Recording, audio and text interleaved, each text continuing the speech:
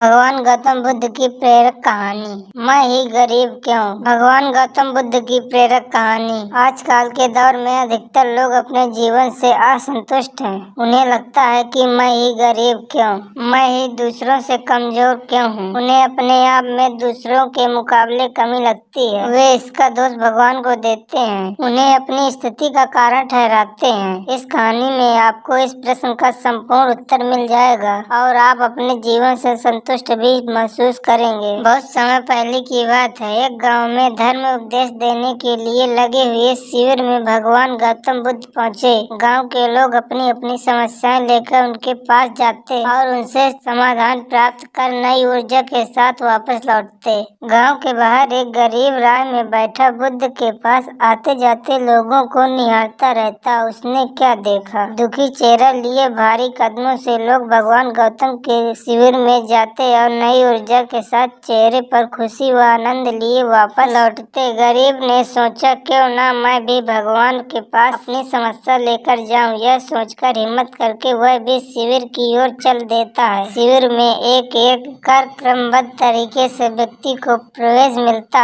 है, इसलिए वह भी अपनी बारी की प्रतीक्षा करने लगा। जो कुछ उसने रास्ते में देखा अब यहाँ उसे साक्षात देखने को मिल रहा है। लोग एक एक कर अपनी समस्याएं बता रहे थे। भगवान गौतम बुद्ध चुपचाप शांति से सबकी समस्या सुनते और जवाब देते। उसकी भी बारी आई। उसने भगवान गौतम बुद्ध को प्रणाम किया और बोला, भगवान मैं ही गरीब क्यों। भगवान गौतम बुद्ध मुस्कुराए और बोले, तुमने कभी किसी को दिया ही नहीं है, इसलिए गरीब हो। इस पर वह आश्चर्य से वह भगवान गौतम बुद्ध का मुंह ताकने लगा और बोला, भगवान मेरे पास कुछ देने के लिए ही नहीं है, बड़ी मुश्किल से गुजारा हो पाता है और कभी कभी तो भूखे ही सोना पड़ता है, इतना गरीब। भगवान गौतम बुद्ध शांत भाव से बोले, तुम्हारे पास एक चेहरा है, किसी को भी मुस्कुराहट दे सकते हो। तुम्हारे पास मुंह है, किसी को भी प्रशंसा भरे कुछ शब्द दे सकते हो। जो हाथ तुम्हारे पास है, किसी की भी मदद कर सकते हो। दरअसल जिसके पास ये तीन चीजें हैं वह भला कैसे गरीब हो सकता है। गरीबी का भाव मन में होता है, मन से यह श्रम निकाल दो,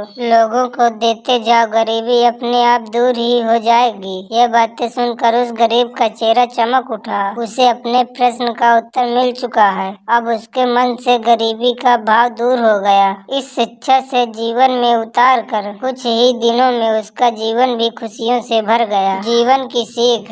मंदिर में भी लोग जाते हैं तो कुछ न कुछ मांगते रहते हैं और जीवन भर घुट घुट कर रो रो कर समय बिता देते हैं। वे ईश्वर की कृपाओं को कभी मत समझें ही नहीं, जीवन की महत्ता को कभी जाना ही नहीं।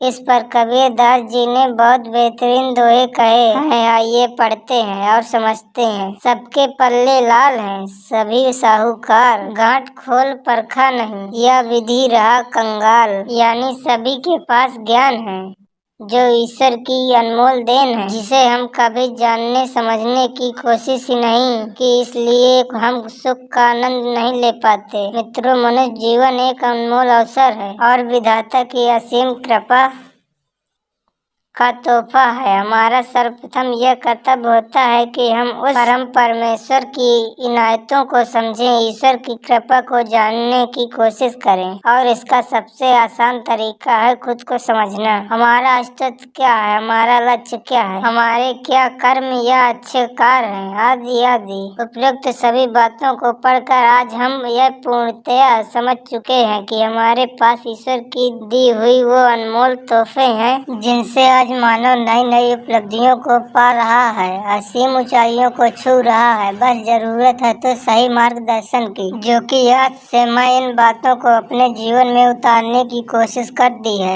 आपको बस यह करना है, हर रोज अपनी एक कमी को दूर करो, चाहे वह अपना गुस्सा हो या फिर नकारात्मक सोच। जब भी कुछ सोचो तो अच्छा सोचो। यदि दोस्तों आपको यह वीडियो जरा सा भी पसंद आया हो तो वीडियो को लाइक करके चैनल को सब्सक्राइब करें और बेल आइकन को ऑल पर सेलेक्ट कर लें ताकि हमारी अगली वीडियो आप तक जरूर पहुंचे। धन्यवाद।